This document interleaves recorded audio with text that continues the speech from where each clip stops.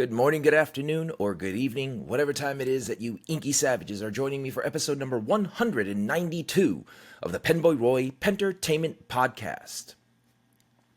So this week's episode is a little late. I do apologize. I'm really trying to keep things on schedule, but things have turned up. I'm going to talk to you about it, though. I'm going to explain it to you so that you guys have an understanding of what's going on in the life of the PenBoy.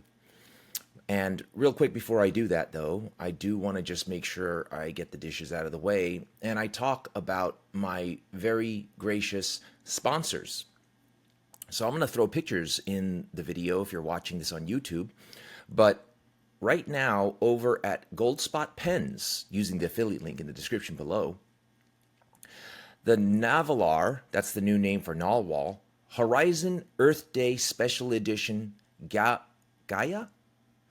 and Desert is launching and has launched on Earth Day, which was April 22nd of this year. That means they are available right now. Both the Barren and the Beautiful and Bountiful.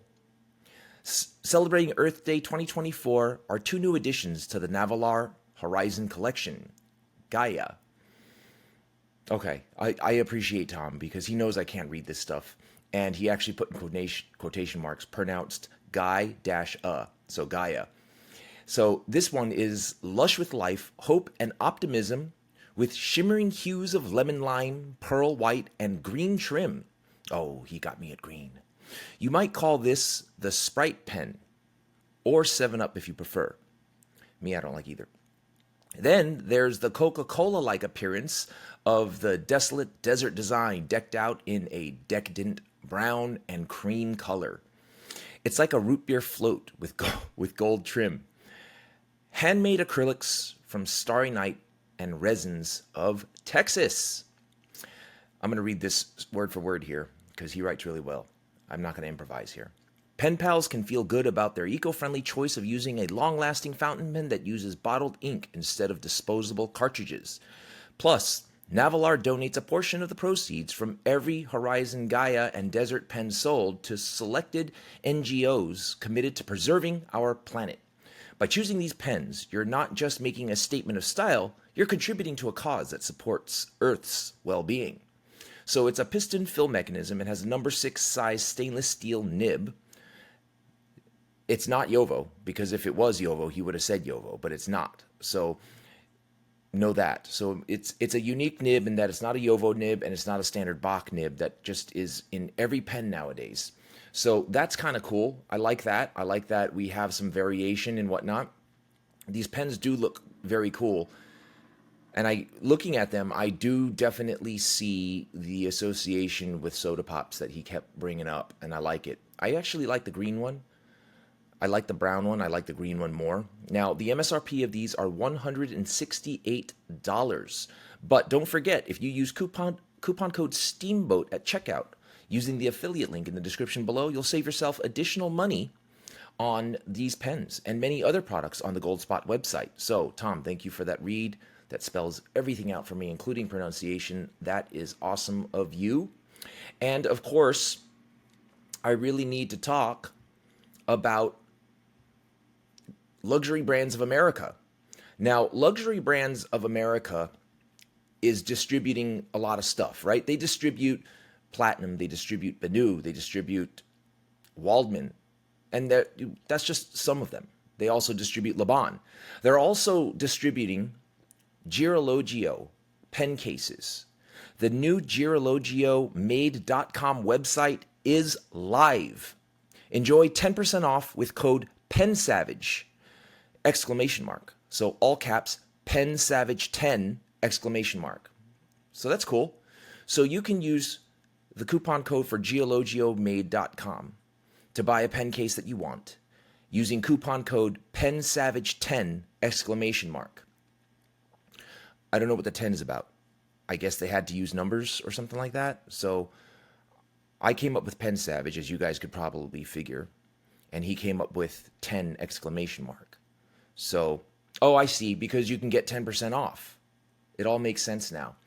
So my brain is all scrambled and stuff. I'm going to explain to you guys right after this, before we enter the episode, because I actually have a topic for the episode prepared, and a discussion I want to have with you. But before that, I do want to share with you what's been going on recently with me. Visit the new Girologio website to get some of the best pen cases in the industry, trusted by many industry professionals as their choice when traveling to pen shows and events. Visit GirologioMade.com and experience the new Girologio shopping experience. Now, just in case you don't know already, your boy, PenBoy, let me reach over and grab it, has an affiliate link where you can help me out with finances and stuff, which is relevant to what I was going to talk to you guys about when you make your purchases using the affiliate link for GirologioMade.com in the description below, as well as the Gold Spot affiliate link. So these are what the cases look like. They're really cool. They're made of leather. They're very durable. Great cases. Make sure you pick yours up. Okay, so what did I want to talk to you guys about? Oh, thank you, sponsors. Thank you, Gold Spot Pens, and thank you, Luxury Brands of America, for being so patient with me. So it's been a tough couple of weeks. It has been a very difficult couple of weeks. So I was at work at about 9 a.m. on Friday, April 12th. I get a notification from my good friend Adam, who's a big-time BJJ guy and trains a lot, and he tells me that our mutual friends, Lyman the Cyborg Good, and his significant other, lovely girl named Michaela, was involved in a very terrible car accident at approximately 0430 hours in the morning of the 12th, Friday. So what ended up happening was Lyman had 12 staples in his left side of his head, a broken hand, sprained ribs, sprained back. He's okay, thank God. Mika, we call her Mika, short for Michaela. Mika, on the other hand, is not so okay. She is currently in a coma, and the date today is May 2nd, 2024, and she still hasn't come out of the coma. Mika is a former Marine. She is a martial arts instructor, and she has wonderful influence on children and the community where she works. And on top of that, she's dedicated her life to Good Theory Wellness and its mission. Its mission being mental health awareness and treatment for people with PTSD and suicide prevention. So her dedication to suicide prevention and the treatment of people with mental health has saved numerous lives, probably more than we can ever count. She's an old soul, a young girl with an old soul. She's a very strong spirit. I know she's going to come back to us. Like I said, this was April 12th, 2024, and today is May 2nd. Every day that she's in the hospital is a significant financial burden. I don't want to get into too many personal details, but suffice it to say that the insurance that she has doesn't cut it. So every day the cost goes up exponentially, nearly 80 grand per day. So the family has set up a GoFundMe.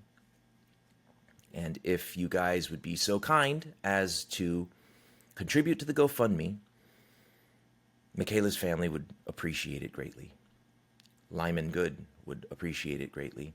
And I would appreciate it more than I can ever express with any language on the planet. I feel Michaela is going to come back to us, and I feel like she's definitely going to be okay. I feel it in my heart, and I know it. And I know when she wakes up, she's going to be very happy to see everybody. And the core of who she is going to bring her back. Bring her back to us. She's a strong girl. She's a warrior. She served our country, and then she served people in need. And she has a positive impact on children and adults as a martial arts instructor. And she is the type of person that mends and heals broken souls. And she's done it numerous times. And I've personally seen it with my good friend Lyman Good. Probably one of the most ferocious and savage fighters in the ring that I've ever trained with and I've ever personally known. However, on the other side, he is probably one of the kindest, warmest, gentlest, kind people I've ever met. But those two halves, the ferocious savage in the cage and the kind, gentle, warm person that he is when he's not in the cage, don't complete him. There was a sliver of brokenness in between. And Michaela, unlike anybody else I've ever known, was able to mend that and fix that and make him whole. So, needless to say, the toughest guy I've ever known on the planet right now is the most shattered. It breaks my heart to see that. It breaks my heart not to see them together. And it breaks my heart to know that when she does wake up, the world she's coming back to, that she loves, because she's just a lover of life, is going to be inundated with numerous financial strains. And I'm asking your help. None of this money goes to me. It's created, the GoFundMe is created by the family of Michaela. So please click on the GoFundMe link, read Michaela's story, and please consider a donation. $1, $5, $10, $1,000. The more the better, but every little bit counts. Thank you for listening to this. I know this is not the tone of the PenTertainment podcast, but this is all that I've been thinking about. This is all that's been on my mind. And until I see Lyman and Mika happy together again, I don't think I'll be whole either. So please help me out. Help out Lyman. Help out Mika. Thank you. Trauma, because every human being has experienced trauma. It's almost your duty, to heal other people, because it puts you as an expert for the own trauma that you've been through and that you've healed, to help other people so they can become an expert in their trauma and their healing, and they just pass on healing rather than generational trauma. I forgot to give you guys a disclaimer. There's going to be potty mouth words, especially in this week's episode of the PenBoyRoy PenTertainment podcast, because the title of the episode of 192 is Fountain Pen Arrogance. What is fountain pen arrogance? Okay, so basically, fountain pen arrogance is the same definition of arrogance, just applied to fountain pens. So the definition of arrogance is an attitude of superiority manifested in an overbearing manner or in presumptuous claims or assumptions. So apply that to fountain pens. It's an attitude of fountain pen superiority manifested in an overbearing manner or in presumptuous claims or assumptions about fountain pens, right? So basically, I just took the definition and I plugged in fountain pens all over it because that's what this is about. So I am so guilty of this. And let me give you what it means to be fountain pen arrogant. And what is my definition of fountain pen arrogance? Now, you guys might have a different perspective, but I'm just sharing my perspective with you because I think I've taken a good look at myself and I've realized that I am so guilty of it egregiously, but I never crossed the line, okay? And I'll tell you later on what line it was that I didn't cross and I never crossed. But I am certainly guilty of fountain pen arrogance. Now, examples of fountain pen arrogance, such as, and I've done this, and I'm such an asshole for it, and fuck me for that, because you know what? It's not the right thing to do. What I did was I willfully put down other people's pens. Not just cheap Bic pens, but putting down someone else's ballpoint pen that they like. For example, someone knows you are into pens, right? So like someone at work knows that I'm into pens and are excited to show me their $20 ballpoint that they think is a luxury pen. Just the way I even said that was arrogant. So basically, I'll have a buddy at work and he'll have a ballpoint pen that he paid maybe $15, $20 for, got it on Amazon because it looked cool, or it looked like a bullet, or it looked like just something unique. It had a cool design, but it's a cheap ballpoint pen. Cheap by fountain pen standards, right? He paid $20 for it about. So they'll show it to me, guys at work will show it to me and be like, hey, what do you think of this pen? And I'll just immediately just start talking shit about his pen. And that's a dickhead thing to do. Like, I'm such an asshole for doing that. I was thinking about it, right? So that's one example of fountain pen arrogance. And I am willing to admit and tell you guys just honestly and as transparently as I can, I did this. I'm an asshole for it. Thinking about it and looking at myself, I realize I'm an asshole for it, and I realize that I did it, and I've made it a point not to do that anymore. This example that I've given you is not a hypothetical example. It's an actual example where someone shows me a ballpoint pen that they have. Now, when I see that ballpoint pen, I immediately identify where it's made. I immediately identify that it's the same brand that makes Jinhao. It uses Parker refills, those standard Parker refills. It's just a cheap pen. You could have bought that for $4 if you didn't buy it on Amazon, or you could have bought it. That pen is only worth $2. Just shit talking about his pen, and looking at it, it is a decent ballpoint pen, but I immediately go to this superiority complex about fountain pens that I have, and I shit on his ballpoint pen. And there's a part of him that's just like joking around, right? The other guy that came up to me is joking around and is like, "Oh, yeah, it's not one of your, awesome fancy pens. I can't even compare it to that." And they kind of just blow it off that way. But what I regret is, if I were a different person and I wasn't who I am, and I wasn't as like in your face, and I wasn't just a dickhead about it, I think that if he told me how I made him feel about that, he would turn around and say to me, "Dude, I really like this pen. Why do you got to shit all over my pen? It makes me feel bad." And I'm glad he didn't, because if he did turn around and say that to me, I think I would be like shattered. I would have felt horrible at the moment, and I deserved it if he did. But he didn't. And thinking about how he must have felt about it, maybe he didn't care at all. But thinking about it, I actually feel really bad about that. And it's been some time, and I can't now go back and be like, "Hey, dude, do you remember that pen you showed me?" and stuff like that. I said some stupid things, and I really apologize. It's kind of just too out of the blue, and it'll be odd. Maybe. I don't know. Maybe I'll sit down with him and have lunch, and then we'll be talking, and then he'll bring it up, and then it'll be organic, and I can apologize for it. But I really feel regret for doing that, and I really feel like I shouldn't have, and I am not going to do that again.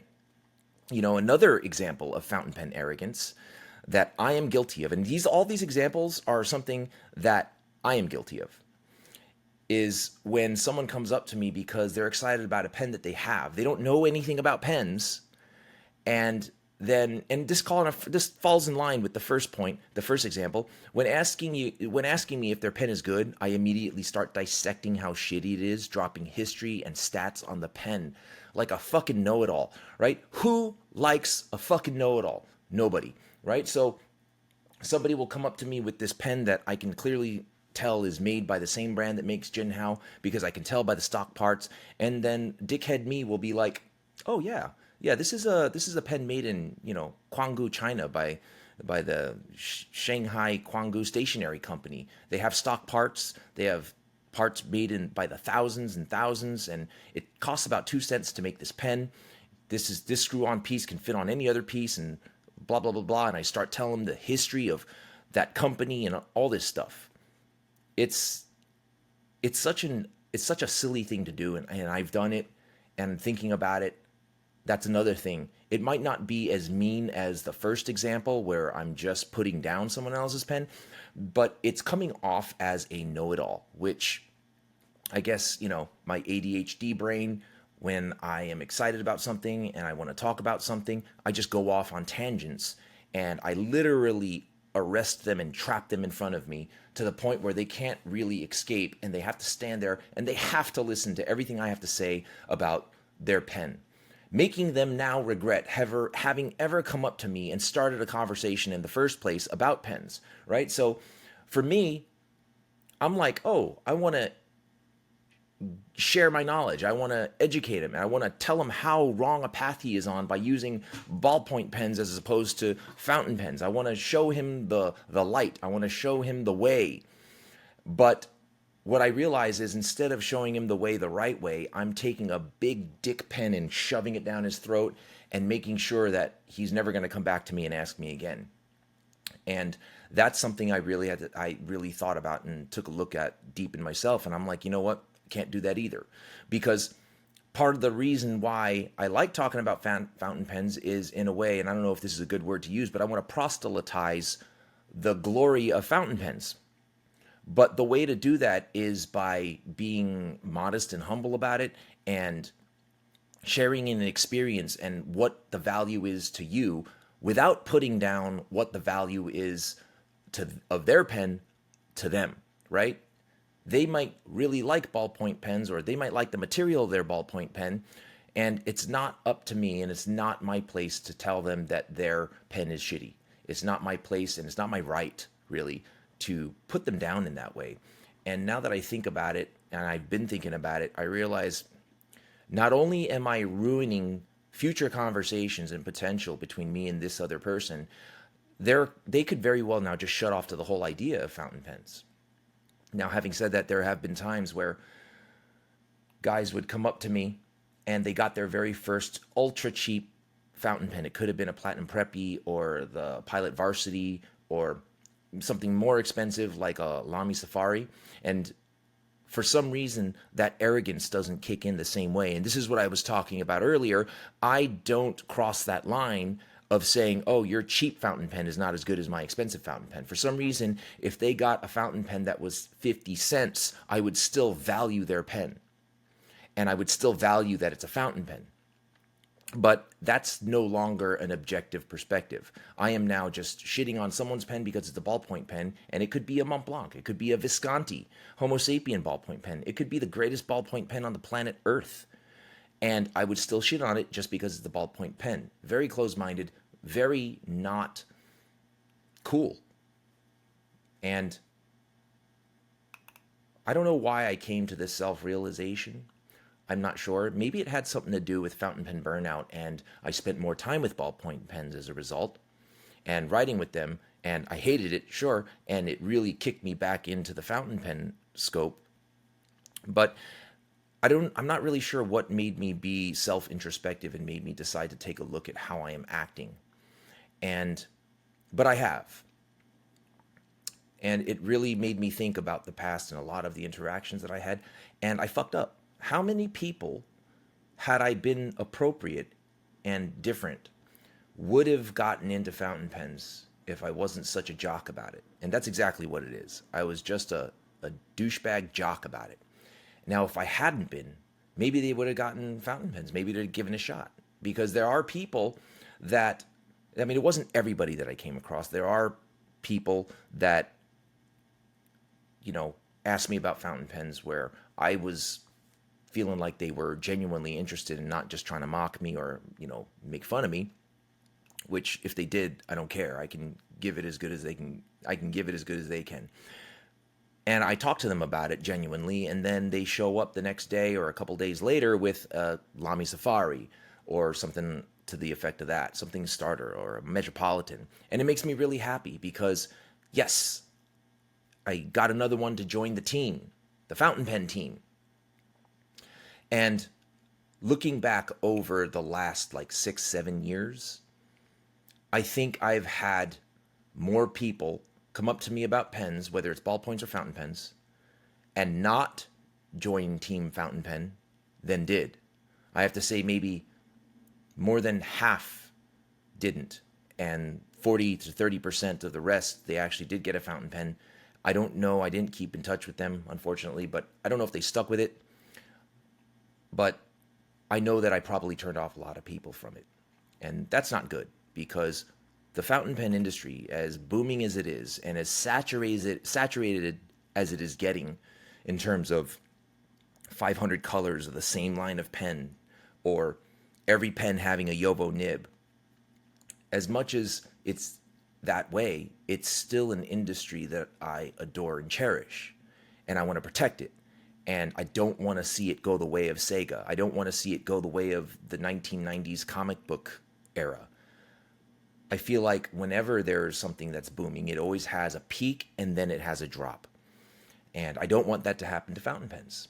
Dante Del Vecchio in the late 80s was responsible, almost primarily responsible, for reviving the fountain pen industry. And then fountain pens started making their way back into customers and writers' hands.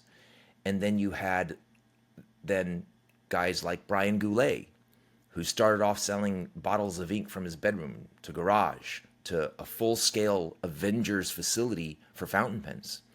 And that carried the fountain pen hobby and industry and lifestyle. I like to say a fountain pen lifestyle because to me it is a lifestyle. It's not just a hobby. Yes, you collect. Yes, you find things that you like and then you go down rabbit holes watching YouTube videos and learning about different types of nibs, inks, handwriting styles, materials, and all that stuff. Yes, it's a hobby in that way. But fountain pens are very much connected to the person that you are, your thoughts, your expression. So to me, it's a lifestyle, not a hobby. And I think that's one of the primary reasons why although I was faced with fountain pen burnout, it's worth fighting for because it's part of your life. It's a lifestyle. But as I was saying, Brian Goulet elevated the fountain pen lifestyle even higher and has maintained it, if not kept it up. Now, I said in last episode, yeah, the market is getting more and more saturated, and as a result of the saturation, we're getting kind of overwhelmed with options, and sometimes that's just not a good thing. And I talked about it last week, so I don't want to repeat myself, but just to share a quick story, I needed to buy training equipment. So I went to the website where they're selling the boxing gloves, the shin guards, the mouthpieces, and all that stuff.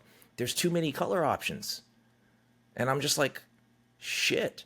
Do I want the one with the red, white, and blue flag on it? Do I want the one with the claw stripes on it? Do I want the one that's just black? Do I want the one that's just red? Do I want the one that's black and orange? Do I want the one that's red and orange?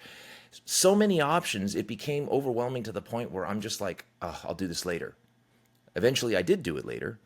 But for every person that does pick up where they left off, there's going to be somebody that doesn't. And, the industry in fountain pens is getting to that point. And in spite of that, it's still an industry that I value and cherish to no end. I want them to be around. I don't want them to peak and drop off. I want them to peak and then keep going. Peak, stay at the peak. I think in order to do that, companies need to start figuring out ways to make pens less universal, right? Jowo nibs in every pen. Every pen that I have in front of me, except for the Montblanc and Scribo, are Jowo nibs. The Scribo has a Scribo in-house made nib that's made by the same machines and tooling that Omas was, and it's unique. Montblanc makes their own nibs, so they're unique also. So there's variation in that. But I wish we were at a point where it's not constantly just looking microscopically to find something that isn't mirrored in every other product that you see. But anyway, I digress. I'm getting back to fountain pen arrogance. So example number 1 was willfully putting down other people's pens. And example 2 was when asked if their pen is good, immediately dissecting it and telling them how shitty it is, dropping stats, history, and all that shit on them. The other example that I could think of was telling others who bought a pen or gifted a pen to someone, and this is such a dickhead move, me, that they did it wrong and what they should have done, right? So this has happened a lot of times where somebody would want to buy their boss or their fiance or their girlfriend or their boyfriend or something a nice pen. So what do? They go to what they know. They can't go to what they don't know. They go to Staples or they go to a store or they go online to Amazon and they type in luxury pen, and what comes up? You get some of these off-brand names like Woodsworth and Black, pens that are just mass manufactured. They're somewhat customized by a Chinese company that puts together already pre-existing parts and jerry-rigs a pen that looks nice. It's 20, 30, sometimes $40. Or you see them get a cross pen, a cross classic Century 2 with an engraving or something like that. And in their head, they're thinking, geez, this is a very nice gift. This is a very nice pen. They're going to really like it. I'm really happy I got them this gift. It's very thoughtful. It's a pen. They could always use a pen and all that stuff, right? And then they come to me knowing that I'm the pen guy, and they're like, "Oh, what do you think of this gift I got for my boss or my wife or my cousin, whoever? What do you think of this gift I got for my whoever?" And then I'll be like, "Oh, dude, this is a cross pen, man. These are so mass produced. Nobody cares about these. They don't even care about them. And when you give this to somebody, it just ends up in a desk. You should have gotten them something more thoughtful or more nice. Like I could have given you a whole bunch of ideas that were way better. And then I proceed to be more of an asshole and show them pens like pens that I have on me that I like, that are in their price point, that's not in their price point, that's not anywhere near their price point. It's so arrogant, and no one likes arrogant. And talking about it out loud right now makes me feel like ashamed, embarrassed, and if I weren't me, I wouldn't like me. But I like me. But anyway, so that's another form of fountain pen arrogance. But and I'm not going to do it again. Like I'm aware of it. And now that I'm aware of it and I've identified it and I've seen that, and you got to give me credit because this was self-introspection. Like somebody didn't come up to me and get in my face about it and made me think about it. I actually just started thinking about it myself. And the thought process came along with the fountain pen burnout thing. So this kind of happened concurrently with fountain pen burnout. But it also begs the question, which is the next huge question I have for everybody. Wait, before I get on to that, I want to know, did you guys ever do this to somebody? Did you guys ever like buff out with your fountain pens to the point where you talk to somebody and you just become a little bit arrogant? Maybe not to the extreme that I was. It doesn't have to be that way. But did you ever do that where you just kind of like pushed maybe a little harder than you should have or something like that? Do you still talk to these people? I'm just curious what your experience is. I'm hoping that I'm not the only one. I'm hoping that someone out there can relate and has done that and maybe dialed it back or maybe didn't do it as badly as I did.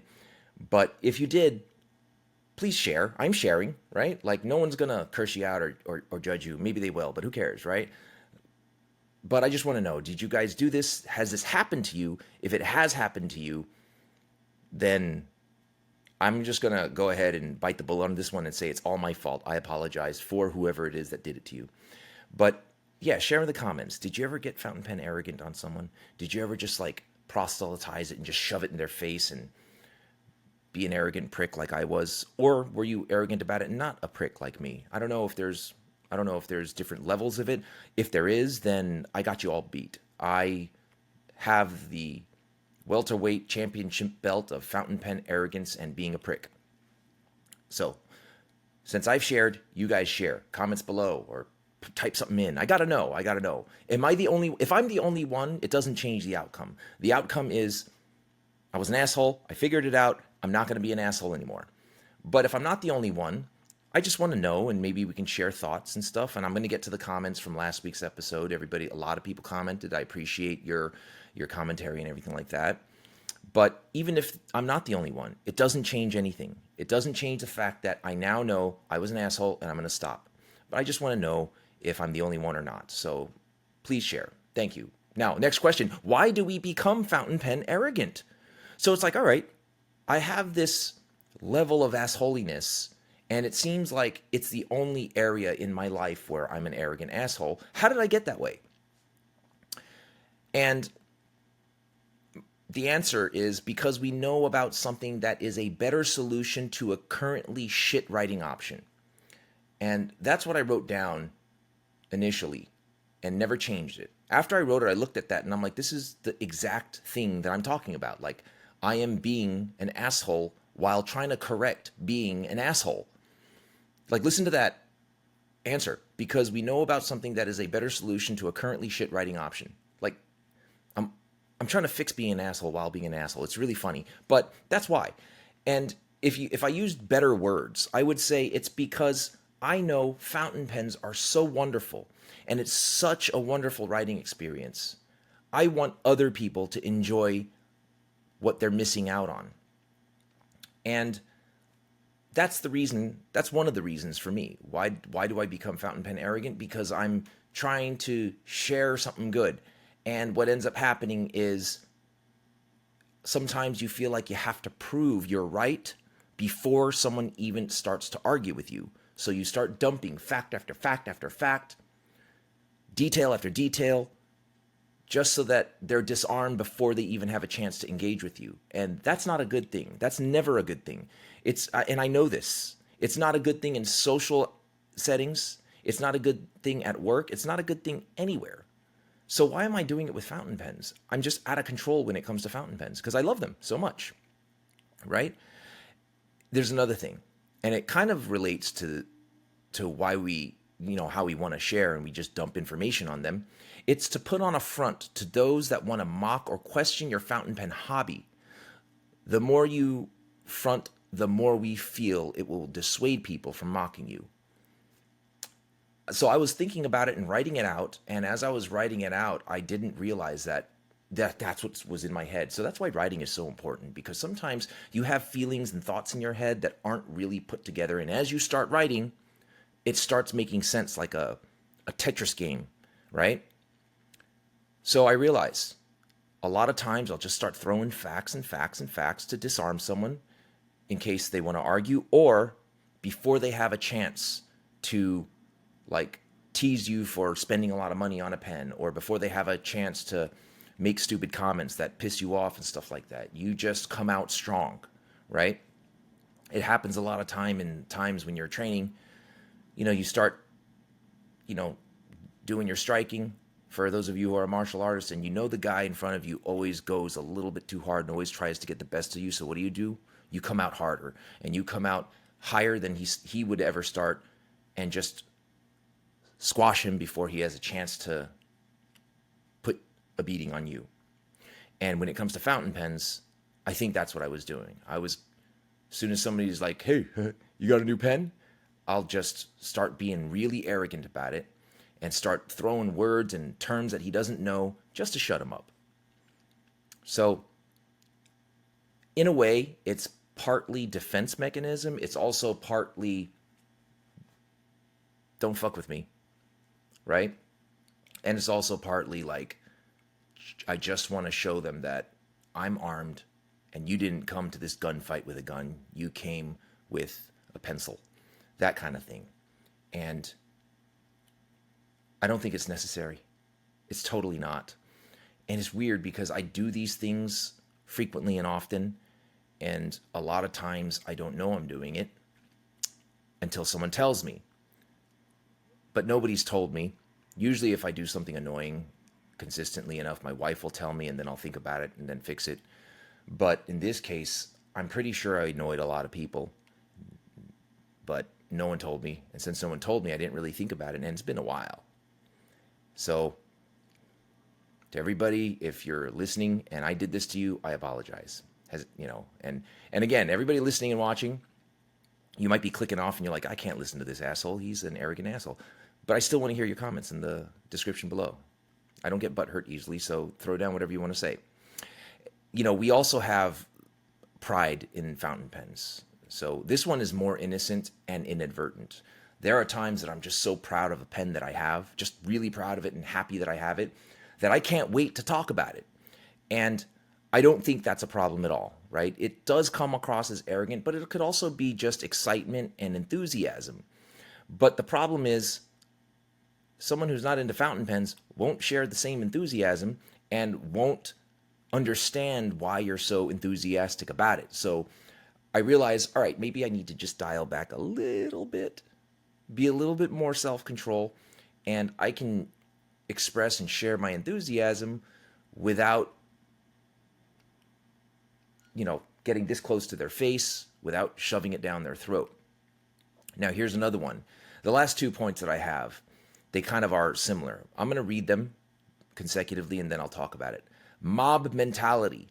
So this is defined by the inclination that some humans have to be part of a large group, often neglecting their individual feelings in the process and adopting the behaviors and actions of the people around them. That's mob mentality. And then there's contagion effect. Social contagion is defined as the spread of behaviors, attitudes, and affect throughout crowds and other types of social aggregates from one member to another. So basically, they're different definitions, mob mentality and contagion effect, right? But they're very closely related. A good example of that would be I was in the airport coming back from France one time, and we were in the airport, and the line wasn't moving, and it had been about 2.5 hours. Everybody was clearly getting annoyed, but nobody was saying anything. Nobody was shouting or complaining until the one guy started. Once the one guy started, everybody suddenly grew balls and started complaining and screaming and yelling. It became just this whole mob of people complaining and yelling, what's going on here, this, that, and the other thing. That's exactly what contagion effect is. And mob mentality is, and this one never really affects me because I don't function this way, is let's say I was in that spot at the airport and every single person except for me and my wife are screaming and mad. But my wife had been having a great conversation. We've been having fun. We didn't care about the time and the time it was taking, and we weren't mad. But because everybody else is mad, now we're just going to be like, yeah, fuck the airlines. What the fuck is wrong with you guys? And then we just jump on board without an individual belief of what's actually happening. That is mob mentality. So do I see that in the fountain pen industry? In some sense I do. I don't know. What do you guys think? Do you think that kind of mentality exists? And it doesn't have to be as aggressive or negative as that airport story where everybody but two people were mad, but the two people were being mad anyway, even though they weren't mad. It doesn't have to be like that. It could be something as simple as everybody is just cuckoo for Cocoa Puffs about a certain pen. Let's say, I love the Lamy 2000. I'm just using this because it's the one that jumped into my head. The Lamy 2000. The reason why I'm bringing up the Lamy 2000, now I love the Lamy 2000. It writes really well. Its design is cool. Everything about it is cool. I always wanted one, and then I got one, and then after I got one, I'm like, that's cool. I'm glad I have it. It's really nice and unique. But I'm not going to use this one today. I'm going to use something else today, right? Like after I got the Lamy 2000, because of all the hype, I didn't entirely think it's the greatest pen ever created in the history of anything ever. But everybody out there talks about how wonderful the Lamy 2000 is, and it is. It writes good. I mean, there's nothing bad to say about it. But at the same time, it's kind of a simplistic pen. And I'm not talking about simplistic in engineering. I'm talking about simplistic in the way it looks. Yeah, it's unique in its cap mechanism, the hooded nib. There's a lot of things that you can say about it that's good. But the mob tells us that this pen is a must-have for everybody. And I'm wondering, with that kind of thinking, where the majority of people think that this is a fantastic pen, is there anybody out there that has the Lamy 2000, influenced to buy it by the group and the majority, but sits there and thinks, this is not, I don't feel as good as they do about it. And kind of just thinks that, but kind of just scoots it aside and just, all right, whatever. Forgets about it, doesn't talk about it. I'm going to be honest about the Lamy 2000. I like the pen. It's cool. Its job is being a fountain pen. It does it really well. It has a great piston filling mechanism. It has a nice hooded nib. It writes really well, but something about it just doesn't wow me the same way it wows everybody else. So, in all honesty, if the Lamy 2000 is a $200 pen, and you ask me, what pen should I buy for $200? I'm going to honestly say I don't think it's the Lamy 2000. But you can't go wrong if you get it. But I can tell you that there are other pens out there for $200 that I think are more unique and are just as good, that I think you would like better than the Lamy 2000. I mean, the clip on the Lamy 2000 is like this just square, flat, cool looking clip that's just a flat edge. Its design is very German. I like it. But I don't like it as much as everybody else. And I'm not going to turn around now and say that I do just because everybody else is saying it. So there's that. That's where the mob mentality comes into play when it comes to fountain pens. It's not as aggressive and not nearly as hostile as the airport scenario. But it's there because mob mentality is part of the human condition. and fountain pens are deeply connected and rooted in the human condition. So, contagion effect, the spread of behaviors, attitudes, and effect, and other types of social aggregates from one member to another. Actually, I might have went backwards and stuff like that. So, the airport scenario where me and my wife, who weren't angry, are just being angry because everybody else is angry. That's actually what contagion effect. Mob mentality is just accepting the fact that the Lamy 2000 is the greatest pen in the world, even though you don't think so, just because the rest of the group thinks it is. So contagion effect would be if I got the Lamy 2000, not thinking it's the greatest pen ever made. Every other reviewer thinks that the Lamy 2000 is the greatest pen ever made. So I just decide to go ahead and make a review in line with all the other reviewers. Now, you guys have seen my reviews and you know that that's not how I operate and that's not how I function. But that is something that does exist in our hobby as well. And other than the Lamy 2000, I know there's other examples that I had in the back of my brain and I just can't think of them right now. If you guys can think of it, let me know.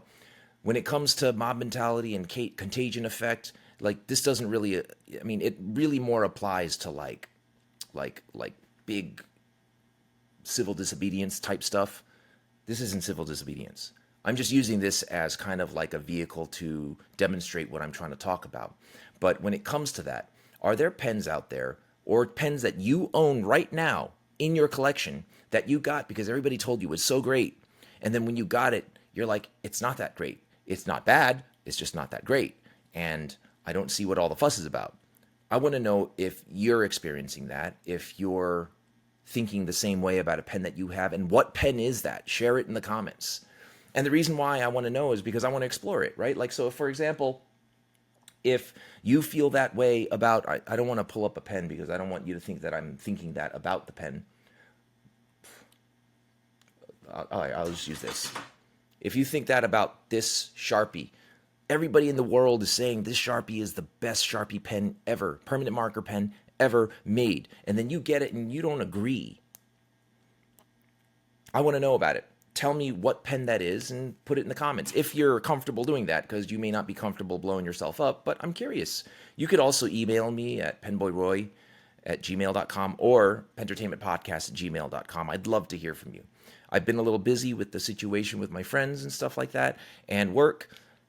I am going to get back to you. There are so many comments. There's actually somebody commented that they're going to make a video. Two people commented that last week's episode made them want to make a video on the same topic, and I've been dying to watch it. I just haven't had time, but I'm going to. And I have to go through the comments and then figure out who it was and then find the link and all that stuff. So it takes a little bit of research, but I want to. I want to hear about what they have to say about something that I was discussing. I also want to hear what you guys have to say, because there's a lot to be said about discussing things. It's important to be an individual and have your thoughts and have your feelings and have your opinions, which I do. But sometimes it's nice to know that people think the same, and sometimes it's nice to know that no one else thinks that same way. Because if I'm alone on this, I want to know. If I'm not, I also want to know. Does it affect the way I think or what I decide to do? No, but I do want to know. Anyway, is fountain pen arrogance good or bad? That's your pop quiz for today. Clearly, it's not good. I don't think it's good on any level. Therefore, I think an acceptable level of fountain pen arrogance doesn't exist. I think enthusiasm is definitely acceptable. I think enthusiasm for it is definitely something that needs to exist. Otherwise, we can't spread the joy of fountain pens to people, the joy of writing, the joy of journaling. We can't. We have to be enthusiastic. But we have to make sure that we're not bending enthusiasm over into the territory of arrogance. So, are you fountain pen arrogant? Is anybody out there watching or listening fountain pen arrogant? If so, let's talk about it. If we need to fix it, let's fix it. Let's fix it together. We're a team, right? And how do you identify fountain pen arrogance in yourself and others? Well, in others, it's always easier to identify faults. We're always looking for things wrong with other people. So I challenge you, instead of doing that, how do you identify fountain pen arrogance in yourself? if at all. You may not be, right? Like Snowy Studio, totally not fountain pen arrogant. Lovely, lovely influencer who, before she hurt someone's feelings, would probably rather slide down a concrete slide barefoot. Sweetheart, not fountain pen arrogant, right? I'm not going to give you examples of who is fountain pen arrogant because I for sure am not the person to point fingers in this scenario. But I can tell you who's not. Anyway, the first person that came to mind was Snowy Studio. Another one was, God bless her soul, she passed away this time in 2020, and I still think about her. Lady VG on IG, Len Flores, we love you, we miss you, and this hobby for me has not been the same since you've been gone. Anyway, that is my challenge to you. Can you identify fountain pen arrogance within yourself? And if so, what are you going to do to fix it? Are you going to fix it? And yeah, that's it. You don't have to identify in others. Let's start looking at ourselves before we start pointing fingers at other people. I can tell you, it's liberating, and doing it myself, figuring that out about myself, made me realize I can't do that.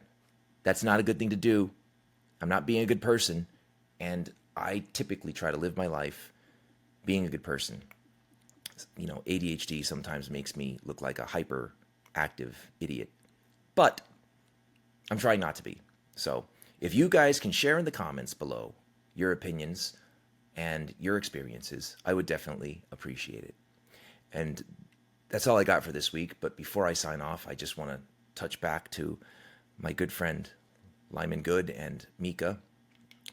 I would just like for you guys to help out and just click on the GoFundMe link in the description below and make a donation if you can.